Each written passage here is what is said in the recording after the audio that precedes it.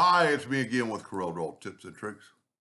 I've been working on this a while. I drew it pretty quick, but I didn't draw it where everybody could understand how I did it. So I'm going to give it a shot. I'm going to grab a six-sided polygon. And I want it to be, I just have to change one number. I'm going to change this to 8.12. And that gives me the 938. I'm going to hit P, put it in the center. I'm going to take an ellipse and make it 9.38 and hit P to put it in the center. That goes around the edge. Now I had to figure out the common denominator to make a smooth transition. And so I took a 5.75 circle and I just kind of put it right here.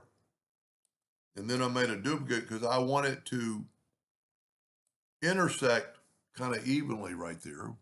Now, the hardest part was trying to figure out, I needed the next one, the next circle, if you can look at this, the inside. So these are intersecting, but this one is touching. So the next circle, and it was easy enough just to do it, by hand, because I can take it right here and then just reduce it. But I wanted to kind of have some math involved. So if I take hold down the shift key, and you're never going to be perfectly right.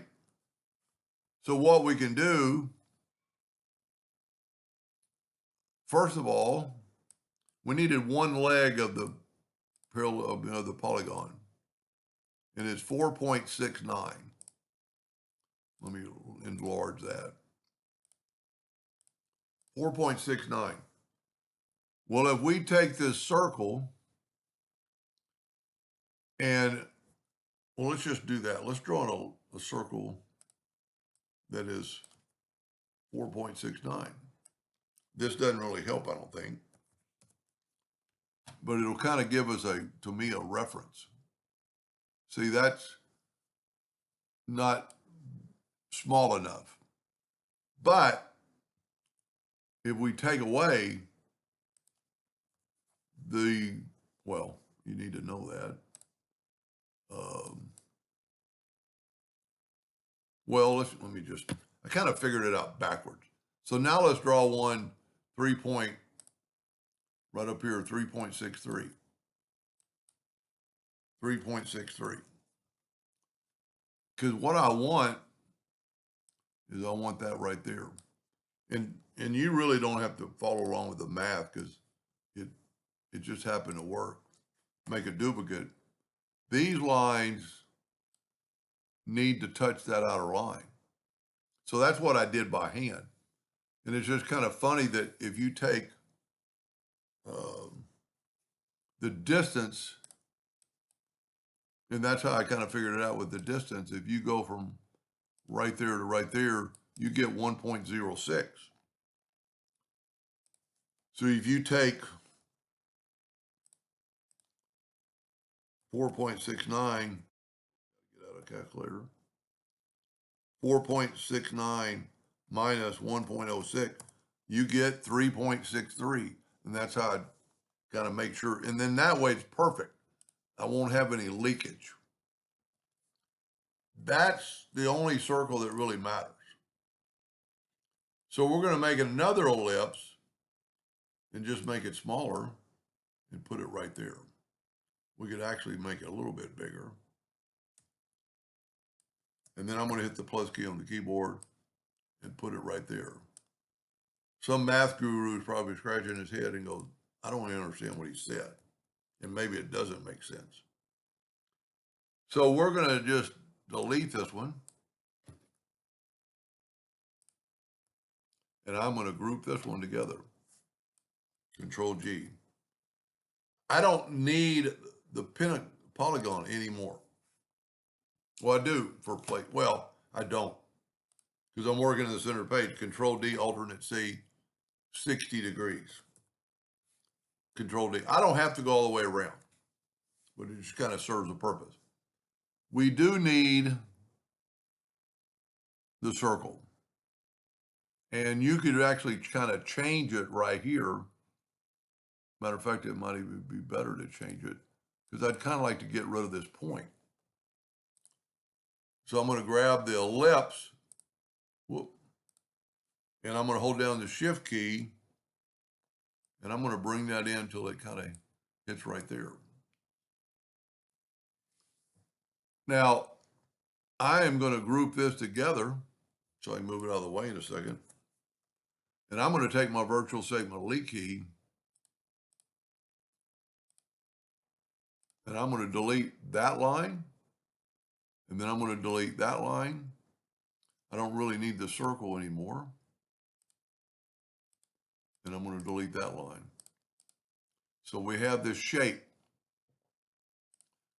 Because we've grouped, I can take the Smart Fill tool, fill that in. Now I'm going to nudge it out of the way. We're still working in the center of the page. I'm not going to delete that. I'm going to nudge it over. I must have had 2 copies. Yep. So I'm just going to pardon the calculator, it's right by my delete key. Now I'm going to nudge this back. And before you know what I didn't take a copy of the, that's why you nudge. I don't have the copy of the circle. So I'm just going to delete that and make the same color, fill that in. Just fill that. So it could have actually been a little bit bigger. And we could change that now. It wouldn't really matter. Kind of make it more even, but let's just change it just a little bit. If you hold down the shift key and grab the 2-sided arrow, it'll grow from the inside. While we've got that selected, I'm going to get the interactive fill tool. And there's hundreds of things that you could do, but I'm just going to swipe across it, get the elliptical, and I'm going to put a little, you know what, I'm going to put blue here and then put dark. Well, I got rid of my elliptical or my interactive fill tool.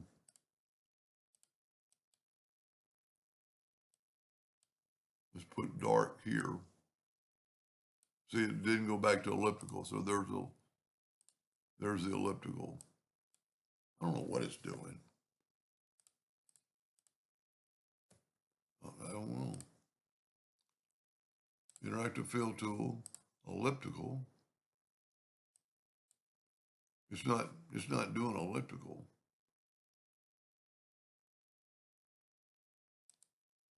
Well, you know what? When things like that happen, start over. What we could do is left click, right click. The Smart Fill tool will make a new item. Now grab the elliptical see, that's what it was doing. Now I'm going to hit the elliptical. I must have just moved something. But I'm going to put black on the outside first, and then I'm going to put the blue back. So it kind of makes it look dark, and that might be too much.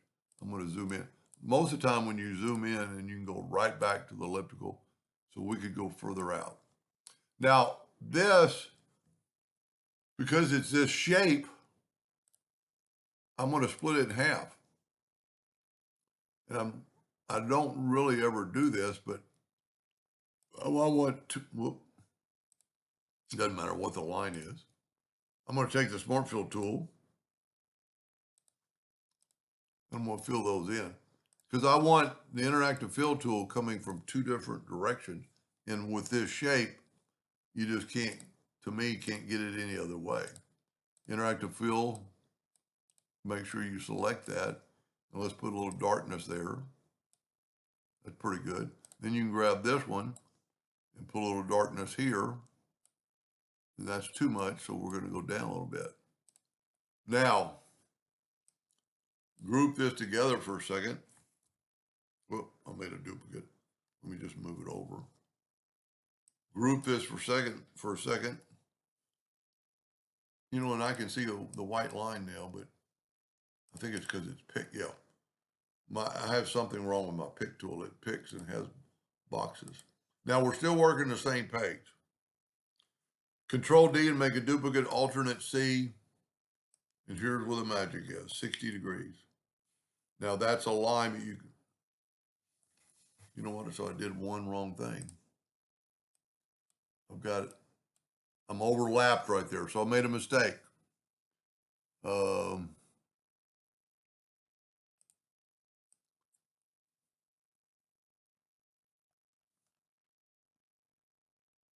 It should have stopped.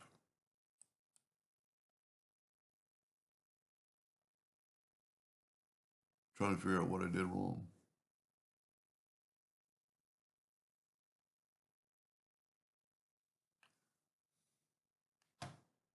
I don't know what I did wrong. Oh, it's up top.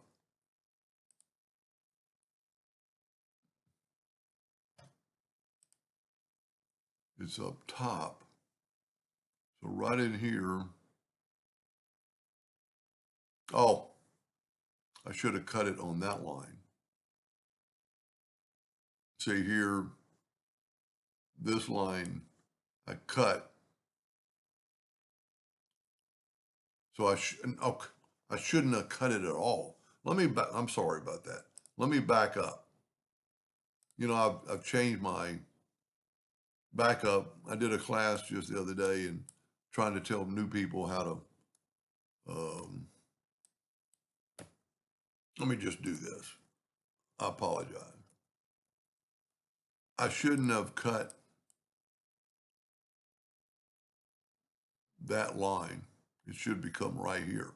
So what I want to do is just, we know what the size of that circle is. Matter of fact, I can use this one right here. You go up to object and group. So everybody makes mistakes, and I make a bunch of them. Why won't that? Oh, you know what? It won't group because of that. Now you can ungroup it. I'm just going to grab this circle and put it right on top of that other one. So there's the part I shouldn't have cut that line. So everybody makes mistakes, and a lot of people comment positively that I make mistakes, but I don't. I don't back. I can start the video again. You'd never know. But everybody makes mistakes, and sometimes it helps learn how to deal with them. You know, everybody's not perfect, and I'm one of them. Whoop. So we got our item now, and that's why I never move stuff. I nudge stuff. Now I'm going to nudge this back, and we're going to go ahead and take this and left click, right click, no fill, and we're going to draw a line. This time I'm going to use this 2-point line. Actually, it could be up here, and take the other one away. So what I'm trying to do is, I can't, well, let's just do it. So this will be a long video. If we take the Smart Fill tool and then try to take the Interactive Fill tool, I cannot get black down on that end and on both ends. So that's why I'm going to put a line there. So I'm going to have two different smart fills and two different interactive fill tools. All right, take away the line. And let's take this one.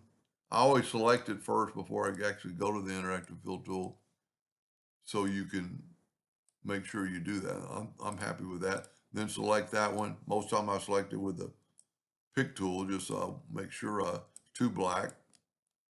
That's good enough. And then I'm going to take this one, an interactive fill tool, and then go elliptical. And we could leave it white, but I think black on the outside is going to be better. Blue on the inside. And you could do a lot with it. I think that kind of matches the ends.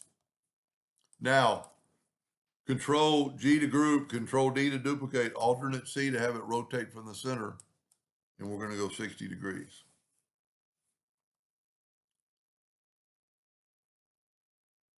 Let's change that one to green. Yeah, it worked. Sometimes it didn't look like it worked. I'm not going to change it right now. I'm going to change it back. Then I'm going to go Control D, alternate C, 120 degrees. I'm going to change the colors but I'm going to kind of show you how you can do it not at one time. So we're going to leave that one blue. I'm going to go ahead and select it all and ungroup so I can grab each individual. Well, you know what? Maybe I don't want that. Maybe I want the group. So now let's get the interactive fill tool. Yeah, that's what I want. So they're all going to be blue, and that line isn't actually there. If I click off of it, I've got something going on with my pick tool. So we're going to go interactive fill tool. So on this one, I'm going to change, I don't like using green, but I'm going to change it to green. I need to do a little research of myself. Then on this one, let's change it to red. So once you, and then this way, your interactive fill tool is the same. You know, same darkness, same placement. I don't like yellow, so I'm going to go purple.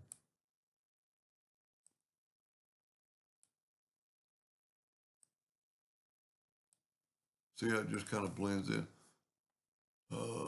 Burnt orange. Yellow to me just doesn't, every time I use yellow in interactive fill, I'm going to use it here just to show you. Let's use yellow on this one. It just doesn't look, to me it looks dirty. I was going to do it a second way, but this video is taking so long, I'm going to make a second part. So we take the black box, looks pretty good. I'm going to do one more and put a little bit more bling to it. Anyway, I hope that helps somebody someday. And I know I confused you about the math. I'm kind of confused right now myself. But if you'll start with those numbers, and then you could make it any size you wanted after you have it all grouped together. If you control G, you could make that thing, monstrous. Anyway, I hope that helped. Thank you for watching.